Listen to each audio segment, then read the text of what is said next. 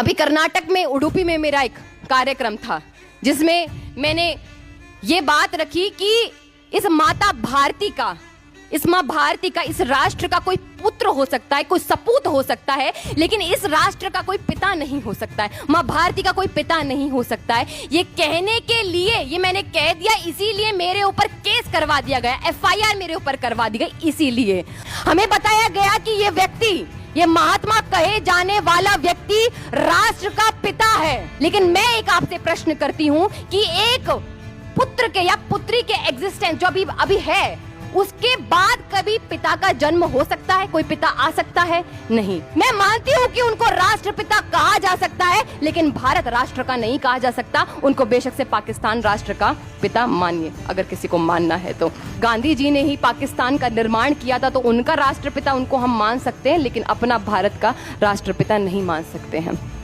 क्योंकि हम ऐसे व्यक्ति को राष्ट्रपिता नहीं मान सकते जिन्होंने जीते जी केवल और केवल 20% आबादी के लिए लड़ते रहे और 80% आबादी को उन्होंने यूं ही छोड़ दिया। हम ऐसे व्यक्ति को राष्ट्रपिता नहीं मान सकते हैं जिन्होंने शिवा बावनी पर रोक लगा दी। हमारे छत्रपति शिवाजी महाराज की एक कविता थी जिसको शिवा बावनी कहते हैं। शिवा बावनी पर उस व्यक्ति ने इसलिए रोक लगा दी क्योंकि 20% आबादी उसको सुन नहीं पाती थी। हम उस व्यक्ति को राष्ट्रपिता नहीं मान सकते हैं जिन्होंने वंदे मातरम पर केवल इसलिए रोक लगा दी क्योंकि 20% आबादी उसको गा नहीं पाती थी।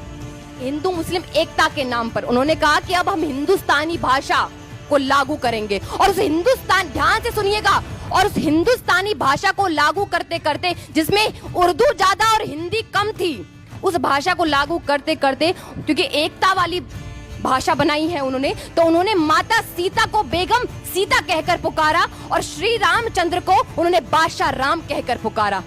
लेकिन महात्मा जी की जीते जी ये हिम्मत नहीं हुई कि वो मिस्टर जिन्ना को श्रीयुत जिन्ना कहकर पुकारे और मौलाना आजाद को पंडित आजाद कहकर पुकारे, क्योंकि एकता की बात थी तो एकता वहां कहां चली गई।